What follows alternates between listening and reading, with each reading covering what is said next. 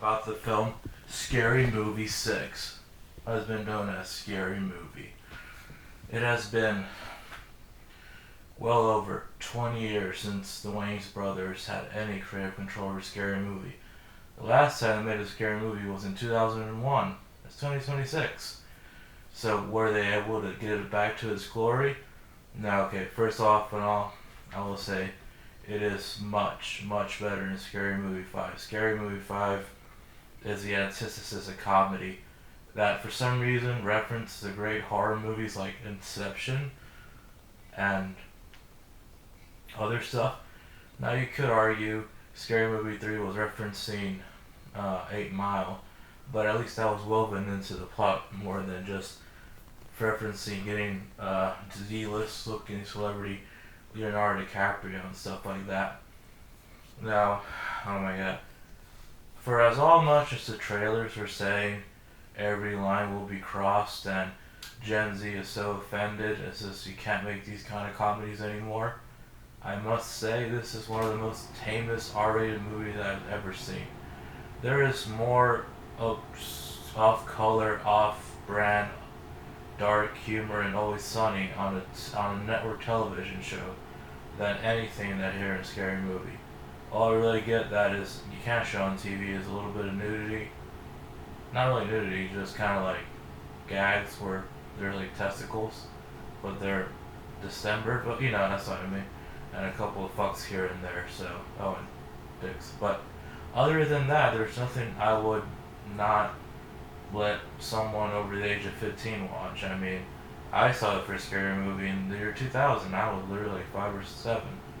Or 8 probably when I first saw the movie. So really, there's really nothing that's up to par. I do believe like the first Scary Movie and Scary Movie 2 probably had more risque stuff, was just a scene with the ghost and the one girl, if you know what I'm talking about, Scary Movie 2, and the very funny raunchy sex scene between Sydney and Billy's character in the first Scary Movie. All that was made this movie look like child's play.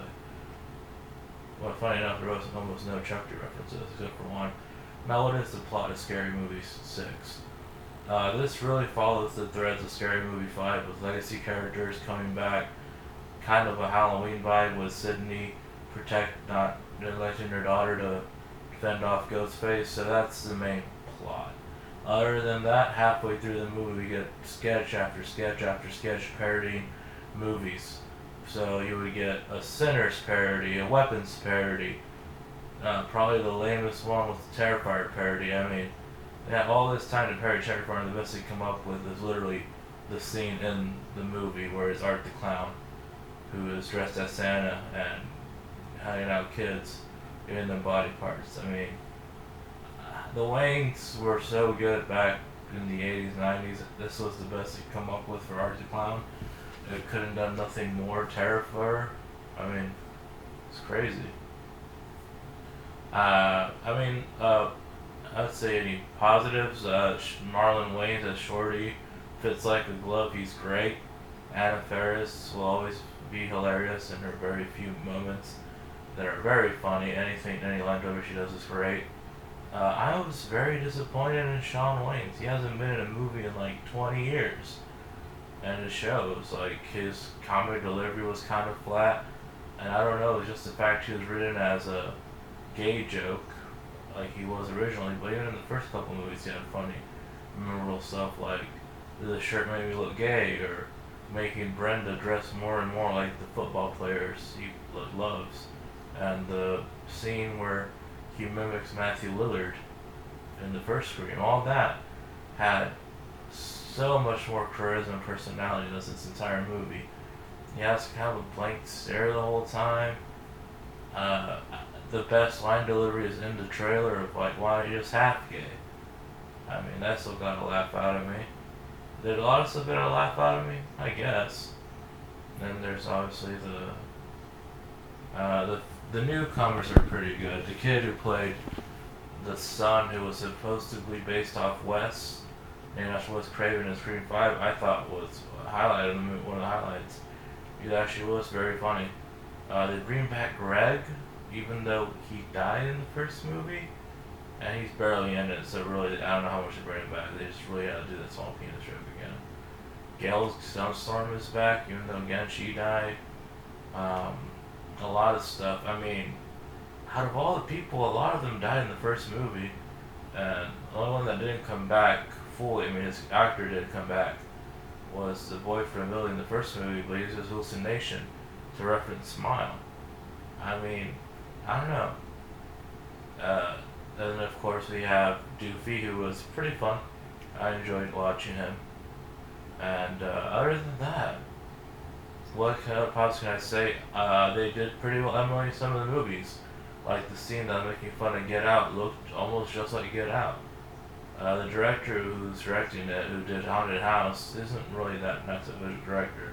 Like the first scary movie, the fact that they were funded by Dimension and they had sets that look almost just like the first Scream is insane. Like you can watch some frames from Scary Movie and Scream, you wouldn't know the difference, which is crazy. And yeah, I like the Ghostface guy. I mean, Ghostface in these movies is very funny.